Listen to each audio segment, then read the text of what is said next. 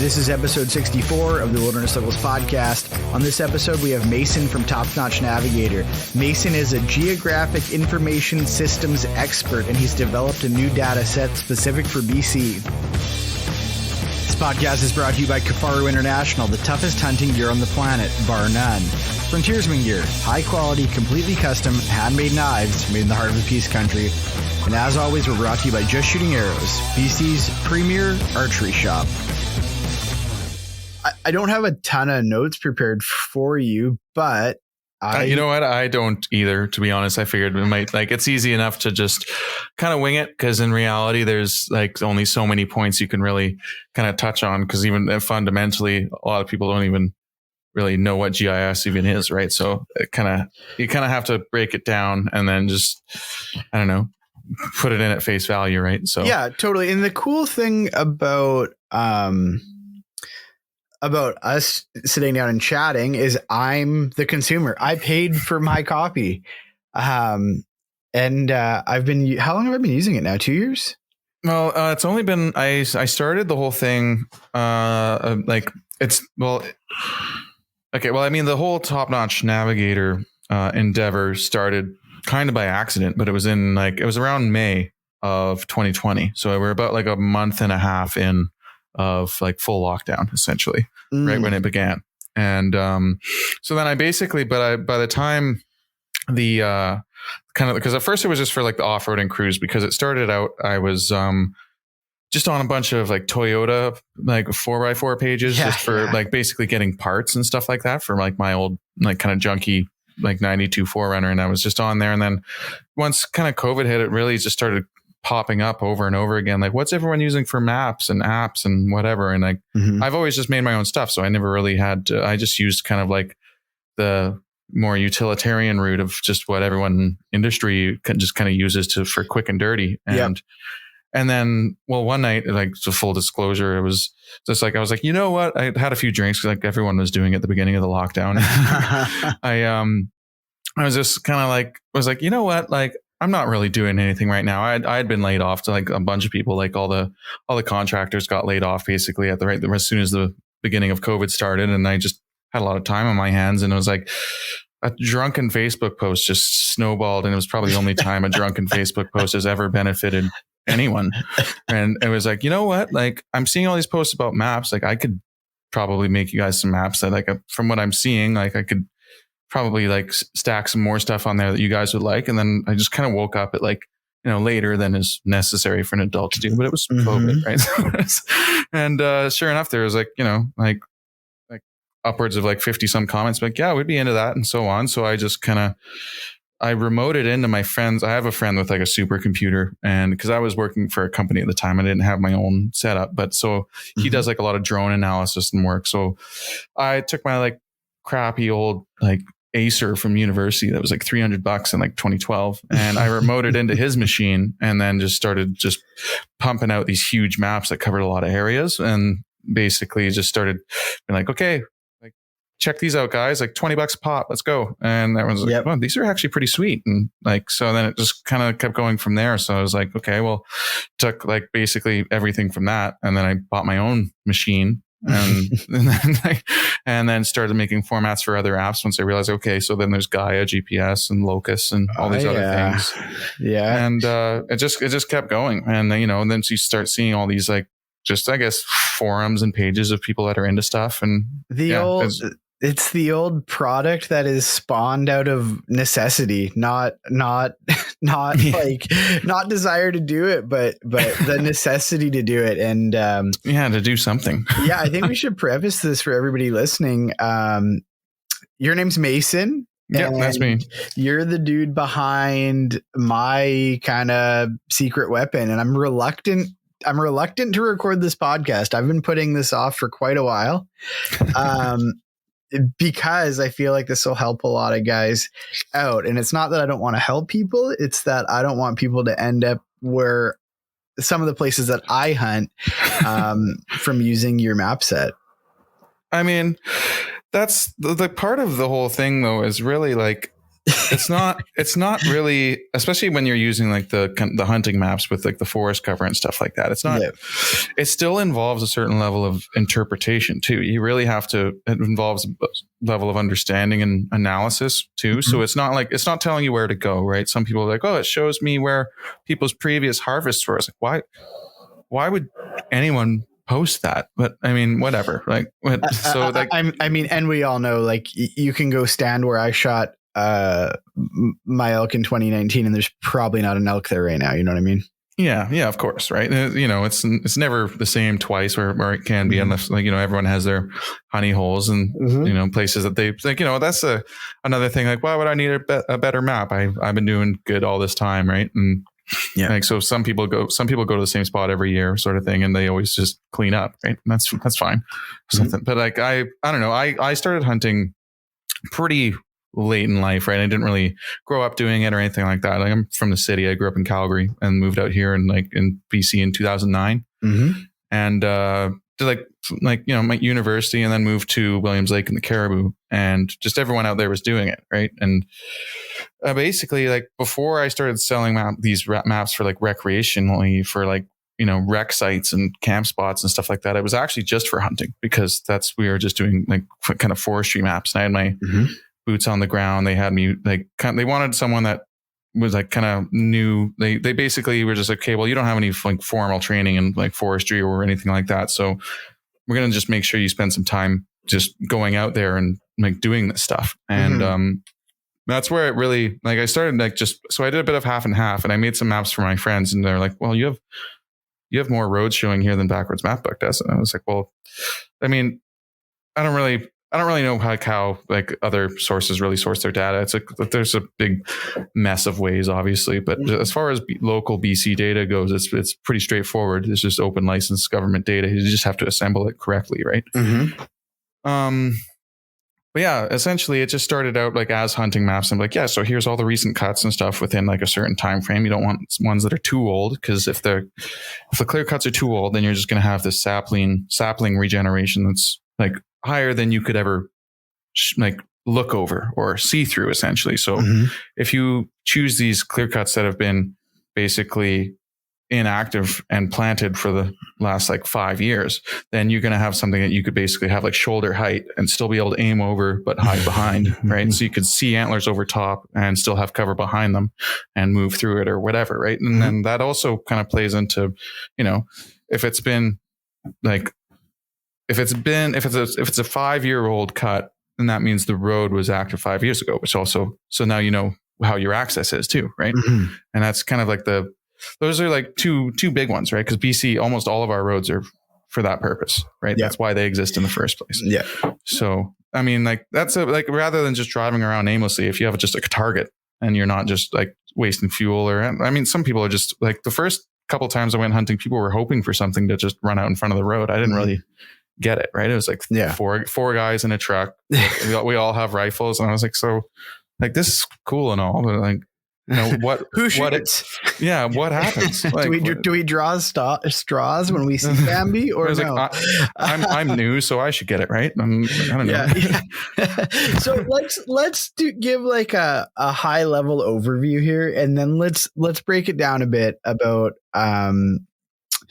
how these maps are laid out, maybe what data's on them, and how you use them, and then maybe we'll get into a little bit about how I use them. And sure. So I think the first thing we talk about is let's explain exactly what they are, because I've tried to tell a few people about what it is exactly that I'm talking, and they get confused. You know, they go download Gaia, and then they're like, wait, I don't see any of the stuff you're talking about. Yeah, it's hard.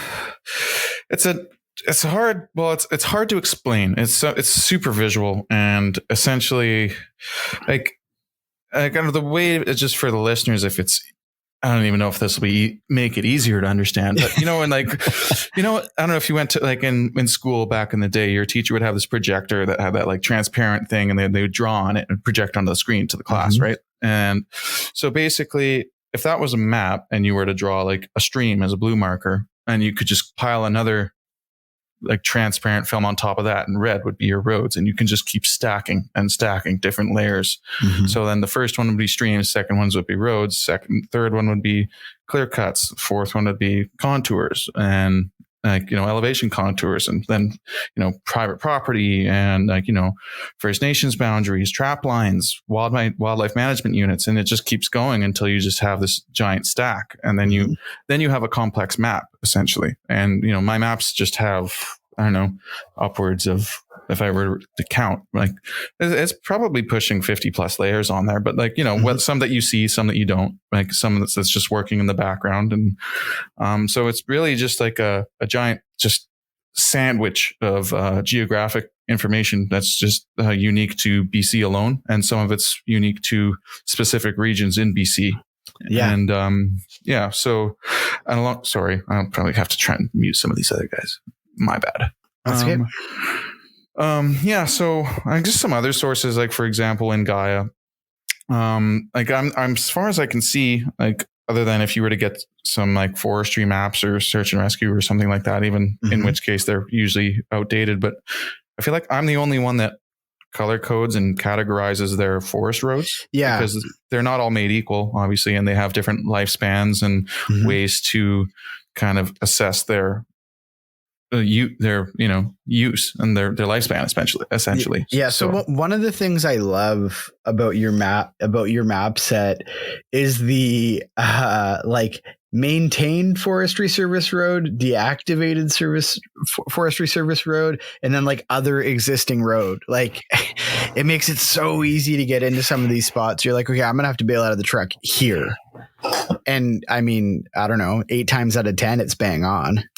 Yeah, well, it's not even really built that way, which is the interesting part about it, because like it's other existing roads, sure, but basically, so as for the listeners, because we're both looking at like the legend, which is like a graphic color coded set of lines, right? So I have it as like kind of red, and any shade of red is a public maintained road. So basically, the government kind of has an obligation to keep it graded and maintained and whatnot. And that also comes with a set of rules for shooting off of said road, because it's not an FSR, despite being gravel, right? Which is a great marker to have on a map, a data set you're hunting off of, because then you just drag that ruler option off of it and get legal. Yeah, exactly. And that kind of leads me into some future aspirations for the whole thing. Let's not get sidetracked. Yeah, no, I do want to put a little asterisk on this there, like so the audience know this a little bit about your personality. Is like you're the kind of guy that will message at 12:30 at night and be like, "Yeah, I got this idea. What do you think?" And it's like you can tell this is just something you're excited about, and you're just constantly adding to attitude. It's killer. Well, it's so scalable and expandable. The more you can think up, like it's crazy, right? Like I never really thought about it, and like it's making maps for the public is like an industry. Like you kind of make them for a specific purpose. Here's a road plan. The plan is made. It's documented. It's gone. No one's ever going to touch it again. So they're like very utilitarian. No one really cares how they look as long as the information is proper. But when you're giving a map that's for recreational use, people are like really picking your your fonts out and stuff. Like, hey, so this road name covered that road name, and I don't really know what that's about. Like, I don't manually type out every road for the whole province, just so you know. But okay, so anyways, back to like so how it goes. There's so for the viewers or listeners again. So basically, as soon as you get off of the public roads, it goes to tenured resource roads, which basically means it's under basically tenure or ownership of like a licensee, forest licensee, or like potentially mining or for other purposes. And so the tenured roads are broken into 2 categories. And I have like the kind of big bright green ones are Forest Service Road. And that's essentially that will be mostly your main lines. And that's just kind of a way to submit the permit for the road. And that's more of like a kind of a long-standing permit. And then right after that, there's road permit. I try and make like alliterations for the colors. So like, red road, and then for the road permit, purple permit. It's just a way for people, so people don't have to just constantly look at this giant legend that comes with these maps, like instruction manual. But road permit basically is just, it's a it basically expresses an interest in that road to a block in either like right away, or they could hold the permit to like a clear cut that they might not reactivate it now, but if they still hold the permit, they might, reactivate it in the future. Mm-hmm. Right. So they know that there's like, economical value back there. So they'll hold on to the permit, but the timber market isn't quite there yet or something. So then they'll just sit on it. Mm-hmm. And so then if you know that there's an active tenure on that road that like they probably are going to be brushing or grading it or whatever. But if they're not, then they're just sitting on it. But the fact is that, the financial interest is expressed in said road, right? And then it downgrades from that to the black road, which is just other existing road, which means no one has a tenure over it and they've given up the permit. And let's be honest, those black roads are generally good deer habitat. That's what you want as a hunter. Those are basically like people are like, oh, like this is just a trail. It's like it doesn't exist. It shouldn't be on your map. I was like, well, that's what you think. Yeah, no, a lot of the habitat that guys are shooting deer in are existing roads from years ago, right? Yeah, exactly. They're ancient. Some of those roads that are in that like road atlas that have basically any road permit that's ever been submitted and was ended up being built is in that data set, right? Mm-hmm. And then so like the purple and the green roads that are on top of that just reflect like current ownership, and someone's like, otherwise they're just being basically returned to the crown. Yeah. Right? And that's what those black roads are. They're basically being returned, and then they will just leave them forever if they have to. And then the road will eventually just go back to, the way it was, you'd think. Kind of, yeah. We all know they don't, but no, there's always that gap there. And I mean, that's always good trail cam country, man. Those roads that are 40, 50, 60 years old, the deer like us, man, they're lazy. They take the path of least resistance, and there can be some good ambush points, let me tell you. Yeah, exactly. Or just at least, if you have a big pack and it's there, it's like, I'd rather fight through a bunch of saplings whipping my face on flat ground. Mm-hmm. It's like I'm not tripping over logs. I'm not like falling into holes. That road is solid, mm-hmm. right? You have a foothold at the very least, right? Yeah, absolutely. And like worst case scenario, if you really are having a hard time, you could probably like machete or bring a chainsaw, bust a quad in there, and got to bring a bunch of Christmas trees out on your way.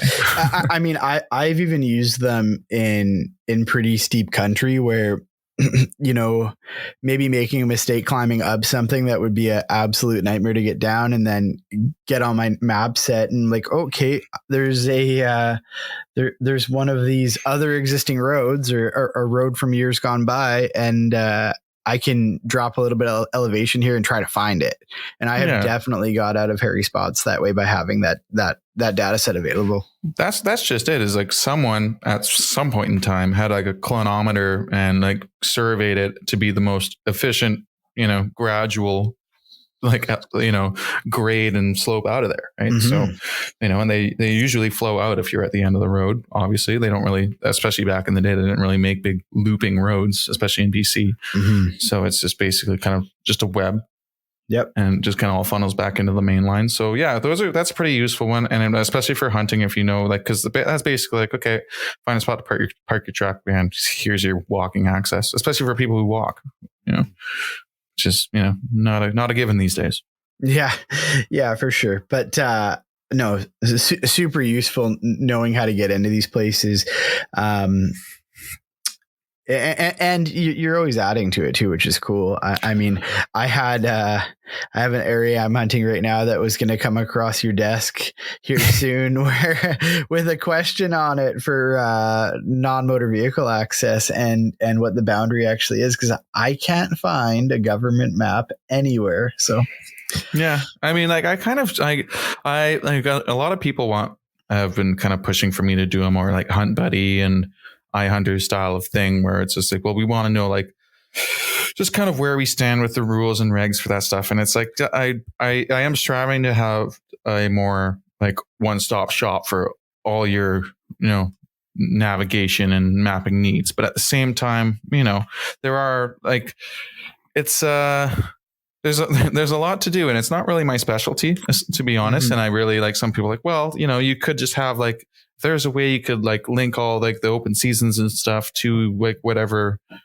management unit you're in and stuff. But it's like I kind of expect, like, I have a copy of the synopsis on me, you know what I mean? And it's like that's not really what I'm about. This is about boots on the ground, like, you know, analyzing your terrain and what's around you. It's not like I just kind of hope people already know. Yeah, you know, the thing about our synopsis with it changing every 2 years is you need to have studied it for the area you're in anyway, for shooting closures and species closures and everything else. I mean, you can easily get into a spot where you're relying on, you know, Hunt Buddy or iHunter or whatever here in BC, and still not have read those little maps in the appendix of the region you're hunting. And, oh, hey, look, you're in a non-shooting zone. You're above 1,800 meters, whatever. Yeah, exactly. And like, I only really send out updates for these things. These are kind of static. Like once you get the maps, they're just kind of, it's a snapshot in time, right? It's not, they're I don't really, like, at the moment anyways, just because they're just basically offline pre-cached files. Like, you know, if I only update them like twice a year. So like, if like, you know, something changes, you know what I mean? I really have to read through the whole synopsis for every region and, you know, just do it. I was like, that's not really what I'm going for these. This is just more to give people like a real good look at what you're doing. Like, I spend so much time, like, you and I have talked about it, but like, just again, for the listeners, like, my time spent hunting, I don't really have a lot of spare time. So I basically just research the hell out of where I'm going and just, you know, go for it. And I have probably like 48 hours, maybe twice a year, to just try and like, just make it count. Right? Like, no matter, like, doesn't really matter when that window happens. There might be a ton of pressure. There might be the wrong, like, you know, nothing's moving around that much, or just like a bad day, but, you know, so I got to just make it count. I just got to pick my spots and go for it. Right. Yeah. And, you know, I don't know how some guys have like the resources, to be honest. Maybe they just, you know, I don't know. I guess people are just more serious about hunting exclusively, but I've recently picked up on spearfishing, which has been a lot of fun, actually. Yeah, I mean, there's a lot of us guys that are willing to forego a lot of other passions in life to focus on hunting. You know, no kidding, man. Listening to the guys, I was listening to he was just on there, Pop Winkle. Yeah. Like, that guy knows a lot about ballistics, man. Holy hell. Yeah, he's fun to chat with, Colton. We're actually having another dude, getting sidetracked here, but we're having another dude, Jake from Unknown Munitions, on here shortly, and all he does for a living is hand load ammunition, like ultra precision, high end ammo. And he's going to be a fun guy to dive down the nerd rabbit hole with. But no kidding. I'll just be asking like the bad questions. Like, why does it matter? Yeah. Oh, let me tell you why. Oh, yeah. No, I know. Well, I know I'm not too like naive to know that I don't know a lot about a lot of things. Well, you know, that's the part of this whole thing, right? And that's like how this podcast came to be in a lot of ways. It's just I personally have like this I have this desire and this thirst to learn about stuff I don't know about, and I want to talk to people that are the best. I want to talk to, you know, if I want to learn about maps, I want to talk to Mason. If I want to learn about bullets, I want to talk to Jake from Unknown Munitions. You know, if I want to talk about current conservation issues, I want to talk to my buddy Jeff. Like, right. You know, like this is kind of like, this podcast is kind of selfish in a lot of ways, because it's just my conduit to be able to talk to people. Like, I'm recently going down the rifle rabbit hole here and messing around with optics and with some cool rifles that I built. And I was like, I'm going to get loopholed on. So I think on the 28th loophole to be on. So, you know, it's an exercise in me being selfish as well as having fun conversations.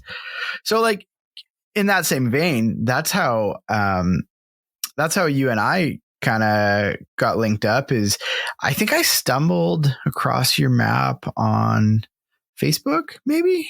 Yeah, I was exclusively all on Facebook. Like, I'm still kind of fighting the web page into existence. But, so it's all just been social media, basically. Yeah. It's kind of posting it, and I'm like a hardcore map e-scouting nerd. Like I have every app and every map set and everything that you can possibly buy and download and sneak through government websites and get, screenshots of. Like I've got all that stuff. And then when I saw your maps, I was like, this guy has, who is he? Like, what the hell? And I know we don't want to get into sources and methods on it, but I mean, let's get into more of the map stuff, because you have you have legal boundaries for BC, which is absolutely unheard of for a hunting map set. I mean, not really. It's all most of this stuff, full disclosure, is all just open license, just government data, essentially, right? So anyone can really access this stuff, and just the thing is, there's a reason people go to school to do this sort of thing, right? Mm-hmm. It requires it's called basically I'm a GIS consultant, and so it stands for Geographic Information Systems. So basically, not only the GPS segment, but also the kind of the office side and planning segment of it that goes into it, and then basically data archiving and large scale analysis. So, for example, you see that I have I guess we could just go through the legend sequentially, but you can basically do habitat analysis. Be okay, so the western coastal snail only lives on south facing slopes between 700 meters and 900 meters, and then you could basically within 400 meters of the ocean, right? Mm-hmm. And then using these mapping software. Everyone knows that about the western coastal snail. Yeah, come on, what do you move here or something? Yeah, exactly.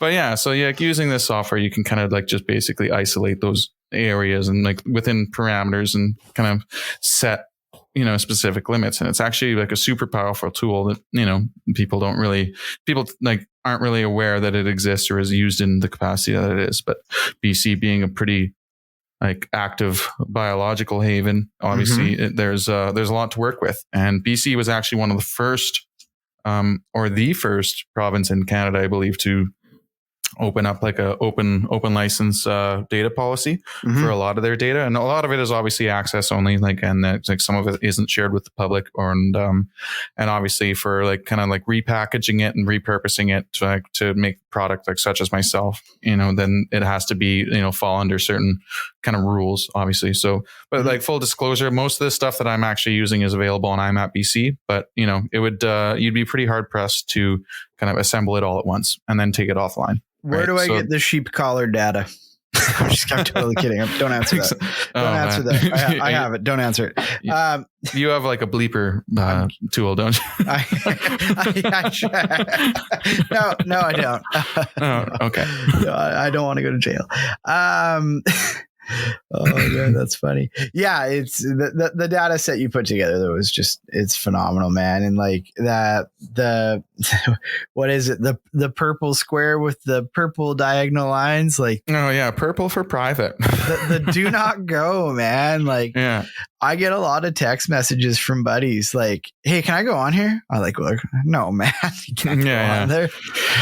Well, I mean, you can keep going further and further with it too, and it's basically on my maps. Anything that is colored is basically a no-go, and anything that just doesn't have First Nation reserve boundary is kind of reddish, right? Mm-hmm. Right now it's all crosshatch, and I don't know. I'm not going to get into this for the viewers, but crosshatching being just the lines across. I like it because you can still see the terrain underneath with the terrain terrain shading for the slopes and stuff, mm-hmm. but it kind of makes it busier just having, lines closer together. So I don't know. So I've finally caved, and now it's just going to be a transparent purple blob. That's what the people wanted. And yeah, whatever.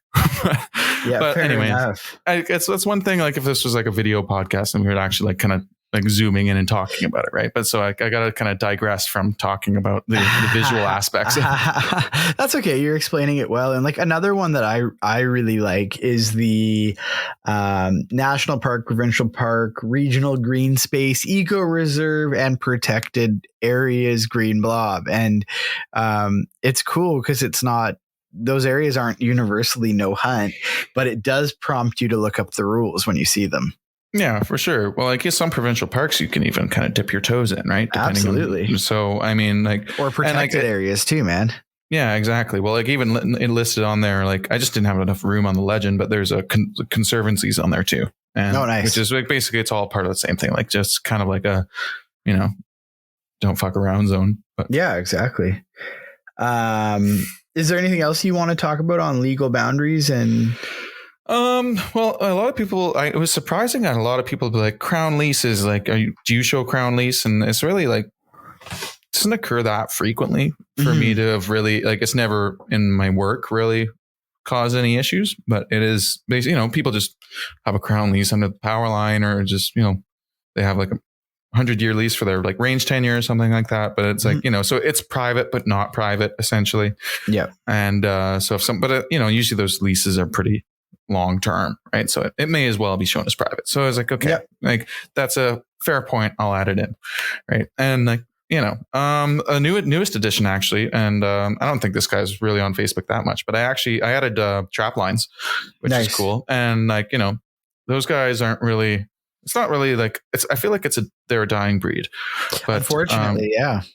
But, I had I gotta find his name. The president of the, Tim Kelly. There you go. Right. Yeah, he bought my maps. Actually, he's using them. Yeah. Tim Kelly. Yeah. I was like, am I allowed to drop his name? But no. Yeah. Sure No, he's the president of the BC Trappers Association, and he's good friends with the guy that I need to return a phone call to, Trapper Tom here in Chilliwack. Okay, fair enough. Yeah, no, he bought my maps earlier this year, and well, he was actually just kind of looking into them just for the roads, and I was like, well, I'm kind of working on this like kind of new set, and I was like, okay, well, like I've added trap lines. So there's a couple guys last year that were like, oh, I'd love it for my trap line, but it's kind of a trap lines that I don't really know enough about, how they get passed around and stuff, because it is kind of an exclusive thing. Yeah. You know what I mean? And so really, it's like, it's not really like a huge market, but I mean, like, it doesn't really bother me to have more lines crisscrossing my map, but some people do, like, and it's like, okay, this is getting a little convoluted for me. Like it is like probably the most intense map a lot of people have seen, just because it's like starting to get like stacked on stacks on stacks, and it's like, okay, I can't really look through this anymore, and I'm used to it, right? Because that's just what I do for a living, so I it doesn't bother me. But like I love it. Like I love the layers and layers. I mean, I remember when we first started talking, I was like, "Is there a way we can get a higher resolution of topo lines?" And you were like, "What? Why?" I'm like, "Just for planning roads. I'd love if they were closer." You're like, "Dude, no." Yeah, I mean, the thing is, like, most of the digital, like all of the contours and stuff for BC is derived from a digital elevation model. And so it's basically just, it's like, in like quick and dirty, is like this radar scan that just takes these basically, if you were to turn the whole province of BC into pixel squares, and each square is 25 meters by 25 meters, and they assign an elevation. So basically the latitude and longitude is your X and Y, is basically its position. And then the Z value is whatever you want it to be, essentially. So it's the Z is elevation. And from that, you can derive slope and the slope of its neighboring pixels, essentially. So then that's basically all I'm saying is all contours and stuff are derived from the same model, and they're only accurate within 25 meters anyways. So anyone's that's showing like, this map has 10 meter contours. So it's like, yeah, well, you're just interpolating or averaging the difference between those two, right? You're just conflating them. You're not actually seeing a low spot there. You don't know what's there. Yeah, they're not the variation in that contour line in between isn't going to change. It's just it's just to give you like it does help, but really if you really know your contours, right? And like a lot of people pretend to, but it's like you like hand them a ruler and be like, calculate your slope then, and I'm like, oh, right. They pass out. It's like rise over run, is it? And, but like, it's not necessary. But like, how steep is 45%? Really? It's like, well, dude, too steep to carry a moose up. That's for sure. Okay, quick story. Me being a major map nerd, when me and Waste Dog were hiking into where I drew my goat take this year, we got some bad data on how to get in there, and we were on, let me scroll up here, we were on a Road permit. Our road was purple. So Oh no. it was not a maintained road. It was a road that somebody had a financial interest in, and they had pulled the bridges, obviously for liability, right? That's often why we'll lose bridges going into areas. Sorry that happened to you, man. Yeah, it's okay. It was good. So we going up further here, we there was a marked clear cut that we knew was only cut in the last couple of years from your map set. And How'd it look? It was good. The exact age we thought it was, right? Fresh haircut? Yeah, it was rad. So we cruised in there, and then we basically just used the contour lines and getting back to understanding topo, I planned us a route that I thought would be the easiest way to go based off, contour lines. And we ended up on the outfitter trail. So there you go. No, it was, I don't know, it was 8 hours of vertical, but it was the easiest 8 hours of vertical that we could have, made up on the spot. Yeah. Yeah. Well, I mean, it was one of those situations where I don't think I think if we didn't have good maps and good understanding of topo lines, we probably wouldn't have made it up. It would have been 2 days of bushwhacking, Yeah. Yeah. Especially it's a whole different story once you have gear too. Like, I don't know how much is an acceptable traverse. You know what I mean? Like, yeah, I had pretty rough experience this summer. It was the weekend that everyone had like 40 degrees. I think it was like the weekend before or after Canada Day long weekend. It was probably the weekend we were doing the goat hunt, the goat count. Right. Yeah. Just before. So this is on Vancouver Island. So we went North Island. I've been talking to a friend of mine that's been like living here for years, and it's like his father was like had a trap line up in like North Island, and but yeah, it's pretty badass actually getting to know this guy. But so he's pretty used to roughing it pretty hard. But I don't know. And so, but we knew it was going to be hot, and all like we were just like, okay, no tents, just bring a tarp and a thermarest and call it good. Yeah. And that was right. But we had all our spearfishing gear too. So each of us have 20 pounds of lead just for getting down. And he wanted to get to this specific beach. And I was like, well, like that one, man, like it couldn't be harder. Right. But so I was like, okay, either we have like, 5 to 6K. We had like 75-pound packs going in. Ugh. And it was brutal, man. This road was really big. And 20 pounds of literally lead. Yeah. 20 pounds of lead as part of the pack. And then our like, booze and wetsuits and spear guns and all this stuff. And so like I made this like genius plan, which would have worked, but I didn't really factor in like, okay, we're going downhill on the West Coast, and like, it was only like a 6-year-old block. And it was like, okay, like the slope's like 35%, and we only got to do it for like 100 some meters. Like, it's sketchy, but I mean, it'll be easier than walking like 6K down the road, right? Yeah. Right. It was brutal, man. So I'm skiing down a 30% grade with 75 pounds on my back. Yeah, we were just kind of like just rolling into stuff. It was I don't know, not a good scene. And then we got to this road, and it was just had sitka spruce because we were close enough to the ocean, just like pumping out of it. If you've never felt that, it's like it's sharp. Yes, at least. So it's like we were getting scratched by cats, just like on our neck and ears all the way down. And so we almost made it, but it was just like, man, I just got all this spearfishing stuff. Like if we go down there, like it's not coming back up. And he's like, well, dude, we'll just come back and get it like a couple months from now. I was like, no way, man. I just got all this shit. Like, yeah. It's like, shit costs money. So let's boat in. I don't care, but like, I'm not climbing down there. No way. Note to self, don't go spearfishing with Mason.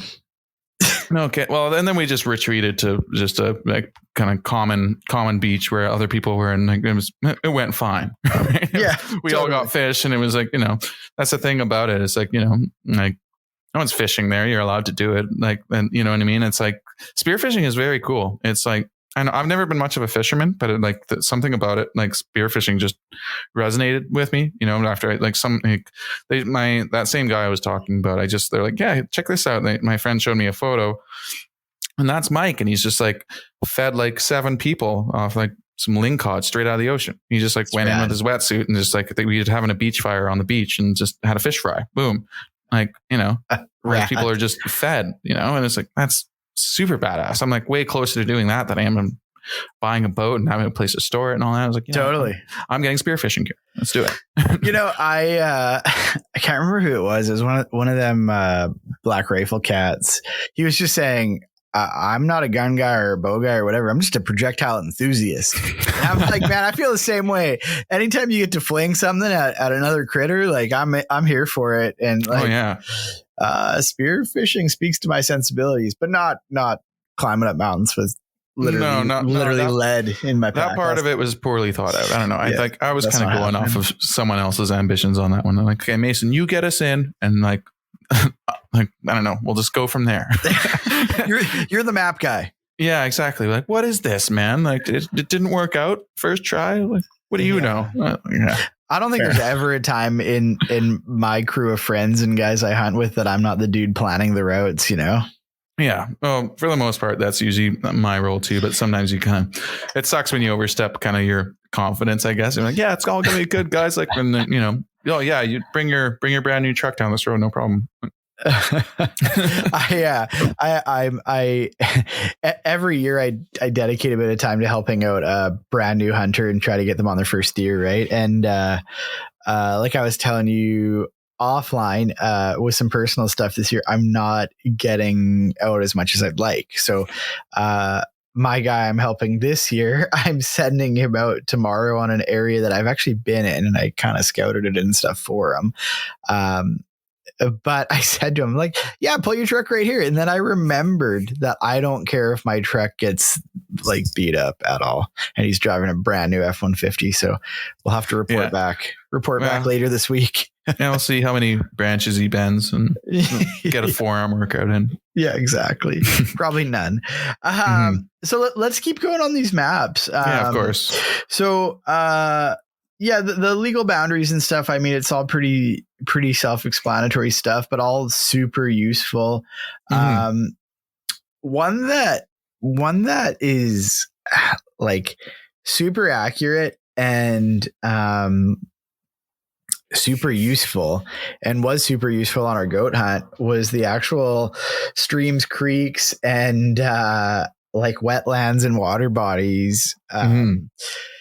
Because you go on a lot of map sets and they just like kind of, I think they just guess at them. Whereas yours seems to be based off good data. Well, it's these are all based off of like the same. Remember, I was talking about the elevation model that generates the contours and stuff. Most of these actually it's basically, how to explain this easily. It's basically kind of based on an algorithm and a precipitation model of how much annual rainfall and so on. And the water bodies themselves. So like lakes, like bays and like whatever, like anything that's like a clear water body that can be like scanned from space essentially. And basically that wavelength will be like just shot right back from satellite. So then they basically just know, okay, solid water, nice and flat water body, right? And wetlands, they absorb it. They don't totally refract that signal back. So, you still have to show, like a lot of them, a lot of different map sources, they kind of clip the streams as if they end at one end of the wetland and then just come out at the other. But, that's not necessarily true. Like, because there's a channel that goes through the wetlands too, right? A clearly defined like stream channel, right? And that's important to know. Obviously, like for moose or whatever, right? So, and just kind of how that stream, like it just kind of shows you like what end is going to be like moister than the other, Well, I mean, I don't know what it is about your map set, but the water's accurate on it, and like, I mean, I know you don't like them, but like what's the map set that you don't like? I can't remember. The maps I don't like. I like all maps. Let's be honest. I'm not. Okay, there's no perfect source. Let me click a layer here. Open Street. So your water data set is so much more accurate than the OSM? Open Street. Yeah. Oh, dude.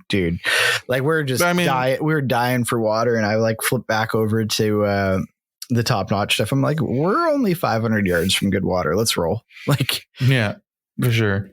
No, Yeah, that's a bit that usually helps. Like on that same spearfishing trip, we were just dying, and we thought we were going to get where we needed to go, which had like a bigger stream, and then we didn't for the first day, and then we were just like, okay, there should be something here, and all I see is just like moist soil. I'm like, oh fuck, like it's not the time of year that this is actually a running stream. But then like we go to bed just like, okay, we're just gonna have to walk out here like cramping and dehydrated, and then like just kind of sun goes down and I just kind of hear this like drip like trickling, and this like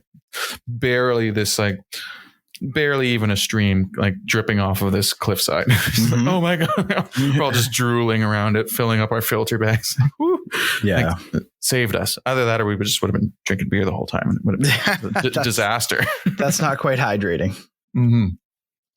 Yeah, well, no, I appreciate. Well, that's the difference. OSM, OpenStreetMap. That's it's a global data source, right? It's not local. That's what everything for TNN is all just BC local government data. Cool. Well, not all of it exclusively, but like the fundamentals. Don't give it away. Don't give it away. The good stuff. Just your maps are good. Let's leave it at that. Right. Okay. For forestry activity. There's a couple killer ones, and we just talked about them on my goat trip, like getting to that recent clear cut and how they're marked and how they're aged. Like, let's get into that a bit because it's super useful. Yeah. So, well, like, I guess I'll start off with just the regular clear cuts below it. So I only show clear cuts that are like, because like this is where TNN starts to expand. I will start to do more region specific because right now, just for one person, it's a lot of work. But so I'm kind of extrapolating across the whole province, which isn't exactly going to be totally like, the coast isn't the same as the interior. The interior is not the same as like the wet belts of like Canham Lake and the Kootenay, North Kootenays versus East Kootenays and so on. Right. So I kind of like do my best to kind of like hone in those parameters and stuff. But like for the most part, I mostly just keep it coastal and interior. And that's the end of the story for now. Right. And like obviously someone like kind of knows what they're looking at. I'll be like, well, that's like a bit of a reach. And I was like, no, I understand that. But so anyways, so for clear cuts, I show any clear cut from the year 2000 and more recent. And then I guess I actually say in the region, in the legend, I forgot I actually mentioned that. But for like the coast or Vancouver Island specifically, I only show blocks from the past 10 years. Basically, just because it's just a higher productivity area, like better soils, more moisture content. So shit grows, it all just grows back faster, right? So mostly just with regards to like your roads just being grown over, your blocks being like having any kind of line of sight whatsoever, right? And that's mostly what this clear cut stuff is all about. It's basically if you can see a clear cut on your map, and you can trace it back to your position and you'd be like, okay, wait, there's like a recent clear cut highlighted in green and it says 2018. That's pretty good, right? And that means like best case scenario, they replanted it within a year or probably maybe even sooner than that, depending on when it was harvested. But like I digress. But so that means that the road was basically active within the last 2 years, which means probably pretty drivable, like with the exception of them like pulling culverts and stuff like that, which is like up to the like forest service plan of the licensee, right? Yeah, you can scroll back up to road permit. yeah, exactly. See road permit. See Tyler pulling what's left of his hair out on his goat hunt. Yeah. So then basically, so that I show all the recent ones from 5 years and older, like, and all of the, like for the listeners anyways, all of my blocks actually have the date shown down to the day. So it says like 2020 08 10, right? And it's like the date isn't really necessary, but I just found with like a longer date, like it's a flex. I get it. No, no, it's not that. It's actually more of just like, when these trees were cut down exactly down to the day. Well, it's not when they stopped cutting. Actually, it's no, that would be giving up secrets. I'm gonna draw my tongue there.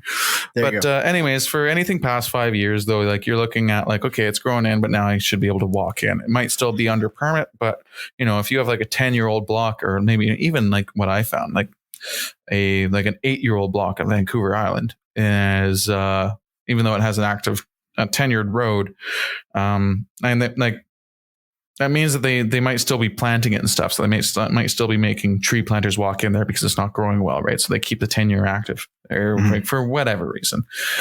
So really, like, basically I highlight the ones in green so they really pop out at you, and then you can really like look at the date and judge for yourself. And 5 years on the coast is kind of pushing it, like, because that nightmare walk in that we did for my spearfishing trip, that was 6 years old. And that was we paid for it. Yeah. And yeah. So, but in the interior, it doesn't matter as much, right? It's a bit more forgiving. They don't just have like Sitka spruce growing out of the middle of the road after 6 years, right? And then below that on the map, I can let you take the lead here, Tyler, if you'd like.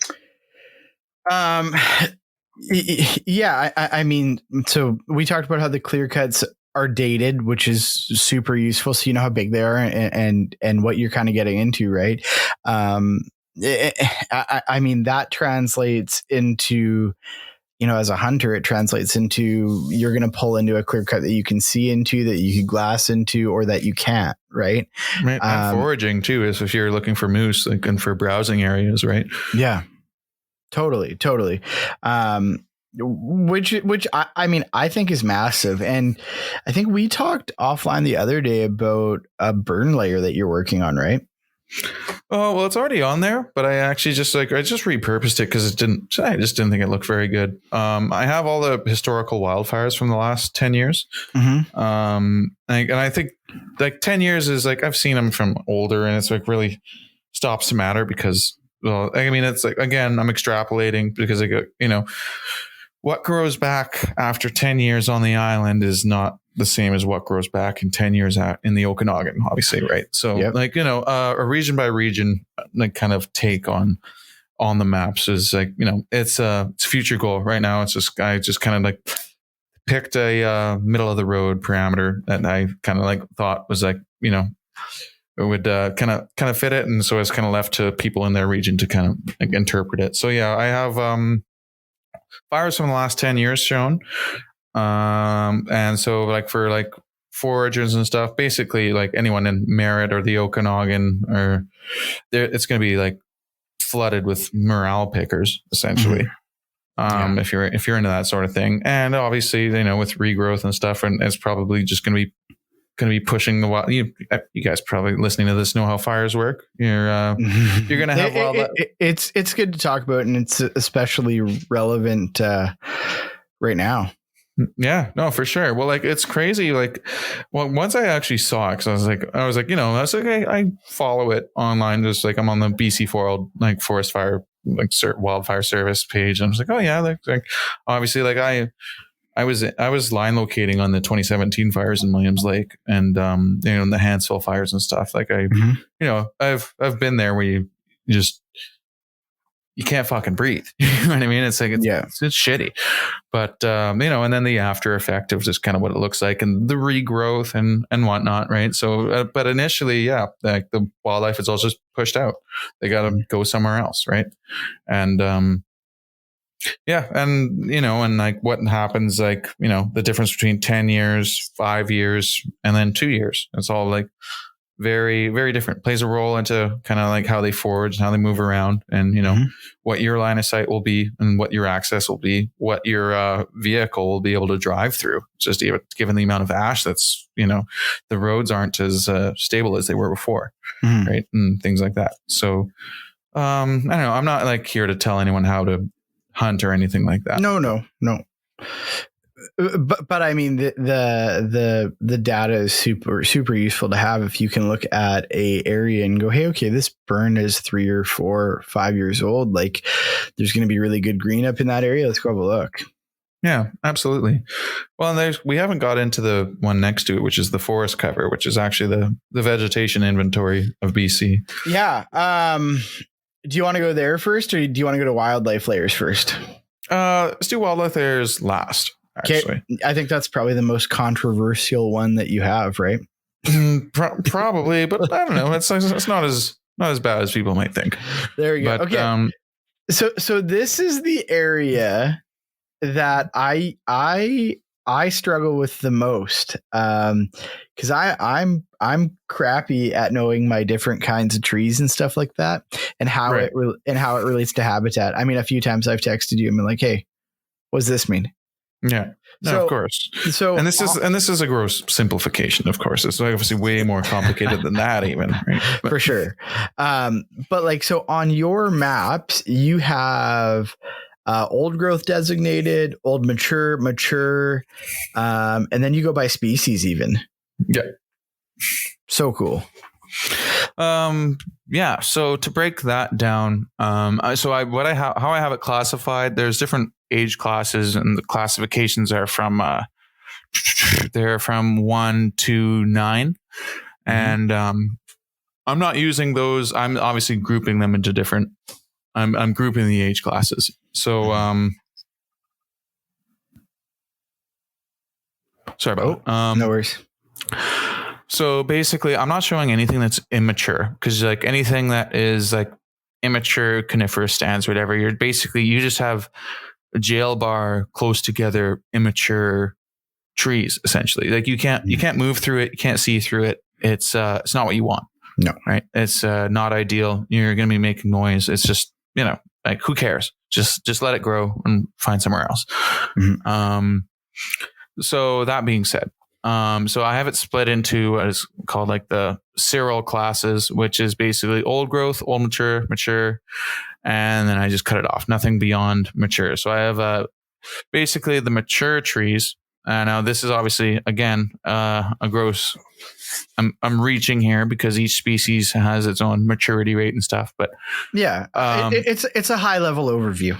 Yeah. Okay. And I'll go into the nitty gritty of where I hope it will be one day. But so mature is basically trees that are within 80 and 140 years old, and we're talking just coniferous trees, because and for all the deciduous trees, they're all just 45 years and plus to be considered mature. So that would be aspen, poplar, alder, birch, and then I have oak and cherry on there, but that's not really that relevant, because those are all just lower mainland Vancouver Island things, and no one really, you're not going to be hunting a deer in an oak patch. So that would rule. Really, yeah. I don't know. I just needed to fill space on the legend at the time. I'm regretting it now when I look at it. But, so yeah. So as far as species go for coniferous species, I'm showing I have fir and balsam grouped.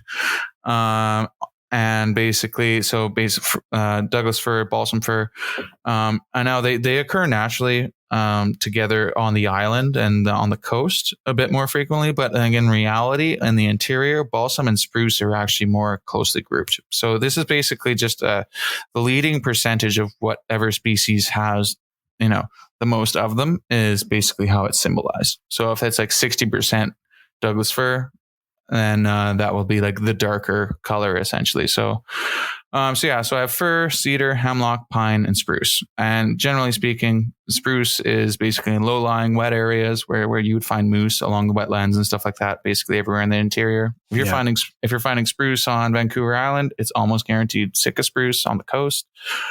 Pine, it's like Chilcotin pine flats, high and dry, like nice, likes it hot. But it's also kind of the everything tree as far as the interior is concerned. Hemlock, it shows a lot of mountain hemlock in the lower mainland and stuff. Cedar, I'm kind of also just like a wetter indicator, indicates more of a wet belt or, place with more precipitation. Mm-hmm. And basically there's the mature, and old growth. And basically all of those essentially just play in. The fact that they're all mature just means that you're going to have more space between each tree, right? And the whole, it's about making, it's not about like where the deer are going to be as far as this is concerned. It's more like how is it easier for me to move around, right? What kind of vegetation is ideal for me to be moving through like a pitch slope, right? Mm-hmm. So I don't know. That's kind of how I look at it, is really just like, okay, well, like, do I really want to be walking through stuff that's going to be making a lot of noise, or, and really when I do go seeking out these areas that have more mature stands, more mature forest stands, you do end up finding game trails anyways, right? They're doing the same thing. Yeah, absolutely. This goes back to that, roads of years gone by, path of least resistance, right? Yeah, exactly. And I mean, something else too that I was going to bring up with like how deer often use habitat is like, I mean, with edge habitat, if there's a old growth tree stand that borders some younger tree stands, that edge habitat's often really great because they can see in the old growth stuff, and then they can bail off into the thick stuff as cover. It's often a good way to hunt. And I mean, like, in the lower mainland hunting blacktails, I mean, you see that all the time, right? You'll very rarely find a deer that doesn't have really solid escape terrain in the form of some really thick timber right beside it.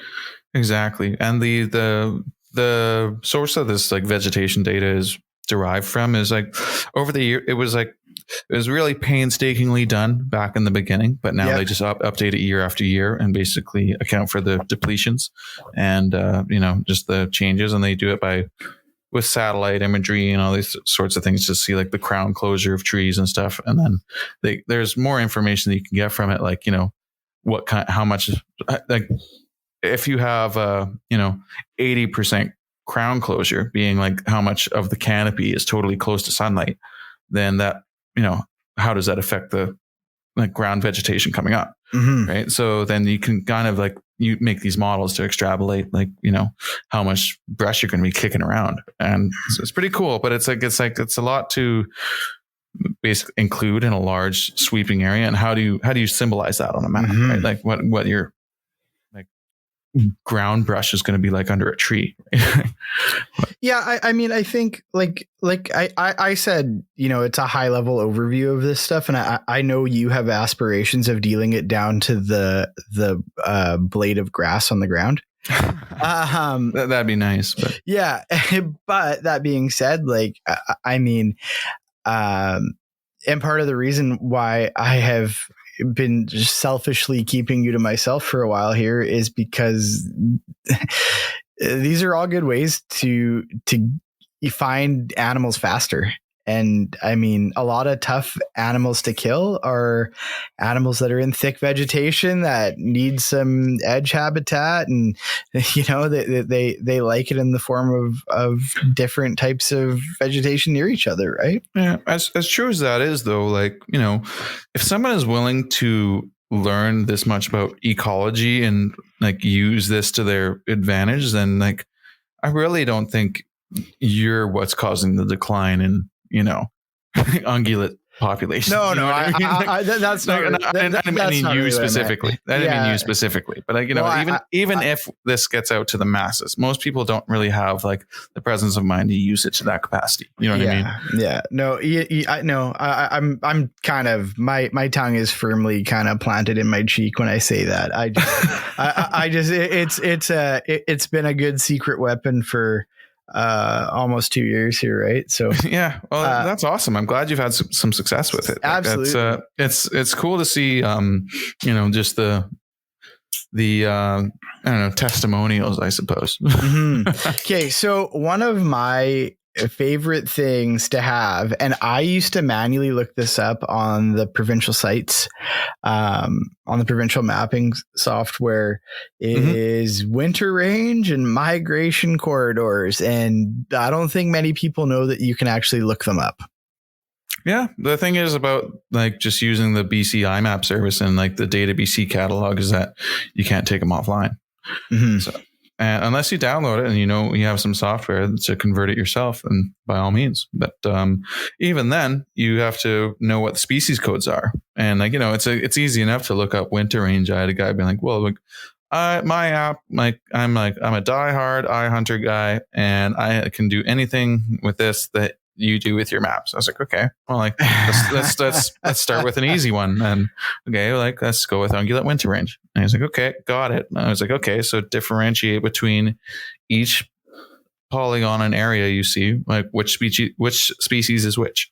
He's like, well, I could figure it out if I wanted to. I was like, yeah, but most people don't know species code. So that's my point. You're like, dude, I could turn a GMC Jimmy into a rocket and fly to the moon too, but it's not easy. Exactly. Like I could rebuild an engine, but I don't have the time. So yeah, man. Like, or to learn even, you know what I mean? Like, dude, like, there's a reason people pay for stuff, right? Like, to the point where on my goat hunt, Mason, I had never been in this country.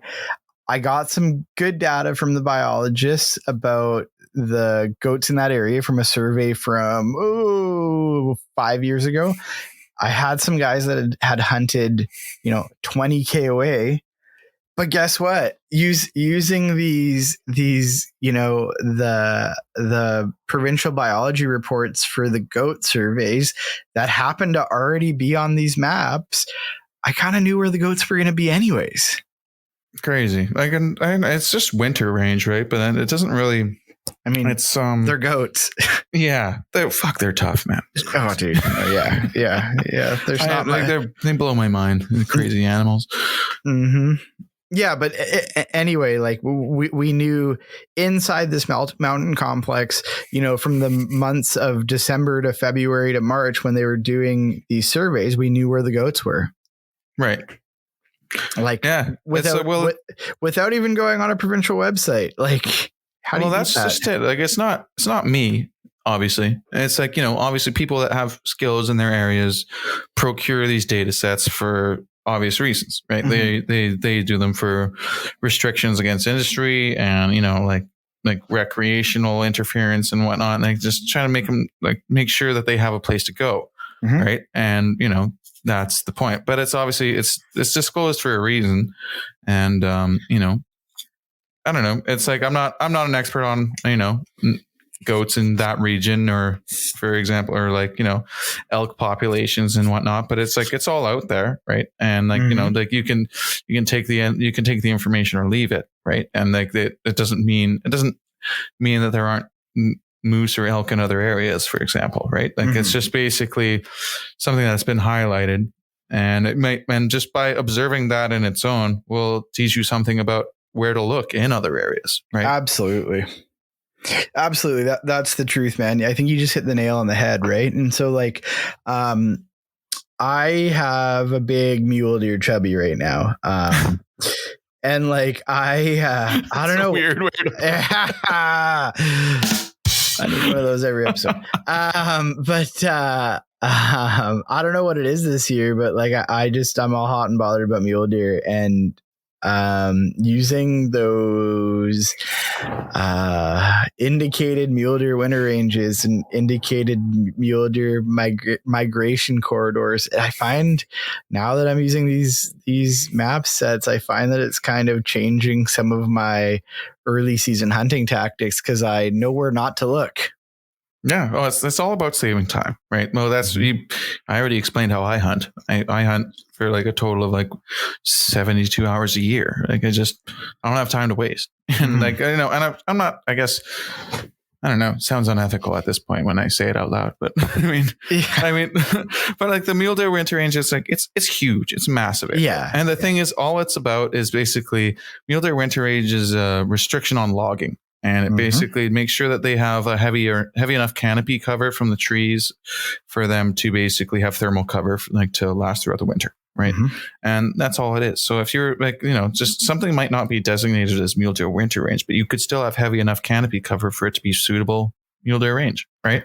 Absolutely. So, it's more like that's kind of like where we kind of transition this, I think, is a good spot minus like the last couple items of the thing. But I have aspirations to turn this into more of like just a learning tool about just, I don't know, ecology and forest stuff. Like basically where the line is for like how do I know it's turning into alpine, right? Like, and then there's a visible line. There's a bunch of sats like, okay, well now we're in the Englishman spruce, subalpine fir, like, teach people what a biogeoclimatic zone is, right? And I think I just asked you for that layer recently, didn't I?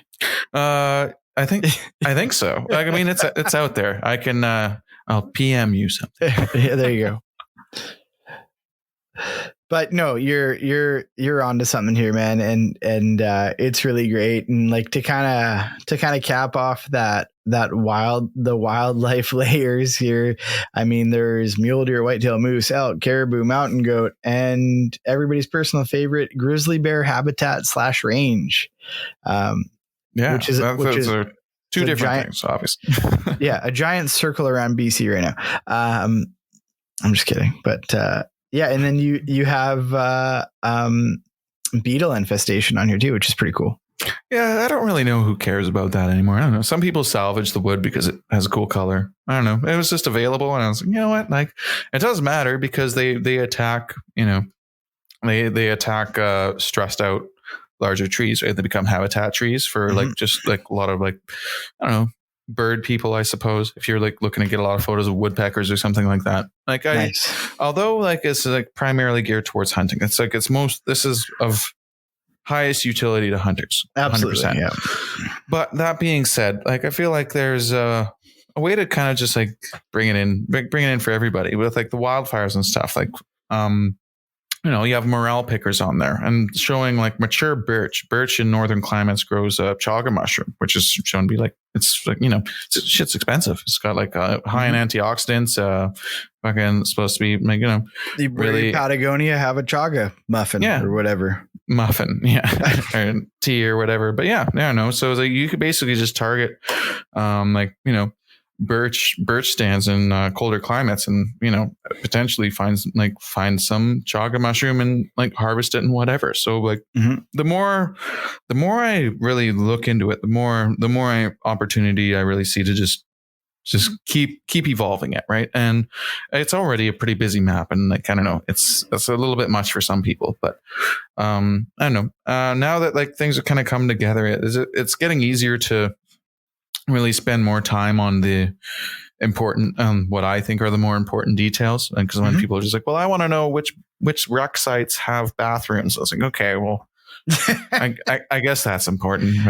it's like so outside of our realm. Hey, yeah, I was like, okay, well, you're outside. Just go poop. I'd prefer not to use that bathroom, knowing that you're using it. But yeah, okay, whatever. You're eating too much fiber if you need to know that. Yeah, exactly. Cool, man. Okay, so here's the $1 million question, quite literally. How do people buy it? How do people get a hold of you? And how much is it? And how is it broken up by region? Yada, yada, yada. Hit us with the facts. With the facts. Okay. So, Top Notch Wilderness Pro is my hunting set of maps. I'm on Facebook as Top Notch Navigator. I'm launching my website this week, hopefully, just dealing with some backend stuff. They are big, hefty files, so make sure you have some room on your phone. And make sure they live right on your phone, not in the cloud. Exactly. That's the whole point of these. They are meant for boots on the ground. They don't live on the internet. They are right on your device, meaning you'll have them offline all the time. Don't share them with your cousin. Exactly. Well, don't share anything with your cousin if you can help it. But, there you go. And yeah, that's pretty well it. Right. Sorry, prices. So yeah, I sell the regions for $70 a pop, or you can buy all 8 regions of BC for $160. So it's the best value just to get them all. One other thing, I guess, Tyler, you're a recurring customer now. Yes. If you get all regions, you're entitled to you're added to my email list and subscription list. And if you buy all 8 regions, you are entitled to all future updates of Top Notch Navigator. So when I update my wildfires, when I update my wildlife layers, when I add in, I don't know, any of my ideas I have for the future, you'll basically receive some updates for my new sets. Which is what I would say to do, because the guy's a steady stream of ideas and, talking him out of putting freaking walnut trees on the map and stuff. So there's a lot of stuff to come, I think, which I'm excited to see. And I love seeing these things evolve. And I love getting a message from you like, hey, here's a link, download all these. And, I was happy with the original maps that I had, and this latest one's even better. So it's only got room to grow. Yeah, no kidding. Yeah, man, great job. So let's hit them one more time. How can folks get a hold of you? And do you want to maybe throw out an email? Because a lot of people aren't on Facebook these days. Right, of course. So I'm on Facebook, Instagram, and you have my email. So it'll be Top Notch Nav. Just drop the Navigator, just topnotchnav.com. And I'm Top Notch Nav on Instagram and Top Notch Navigator on Facebook. Right now, it's exclusively for BC, Canada. I'm having a lot of push into Alberta and the Yukon territories, but we'll see. I'm just kind of like doing what I do and doing it well at the moment, and I'll push outwards as I get the means. But yeah, I thanks for having me on the show, Tyler. It's been good to actually talk about it all at once. Yeah, no, it's really cool, and it's I think instead of explaining it to people when they ask, or I send them a screenshot of something like, go look there, and they're like, what is that? Yeah. Now I can just direct them to this podcast. We send them a link, and away we go. Yeah, for sure. Well, I mean, I've done some instructing of like GIS and map stuff in the past, and it's like it's kind of tough it's a visual product, right? It's a visual experience, and it's kind of hard to really grasp without seeing it. But I hope the viewers feel free to check out the links I mentioned previously, topnotchnav.com, and again, Wilderness Locals, Tyler. It's almost like an anniversary. It's like you guys have been online for pretty much almost a year now. Yeah, I think we're like 10 months. Okay, well, fair enough. There you go. We're back after it though, so it's good. Awesome. Well, I mean, like since the beginning, like I've been holding you off on getting on board here for a while now. But I'm glad we finally got it together. Right on, man. Thanks so much, and I appreciate it. And I'll make the thumbnail my elk spot and just show you guys what that looks like. Absolutely. All right. Later, cheers. man. Have a good night. Thanks for listening to the podcast. If you enjoyed it, please subscribe and leave us a review. If you want to support the podcast, please check out the gear on our website at wildernesslocals.net.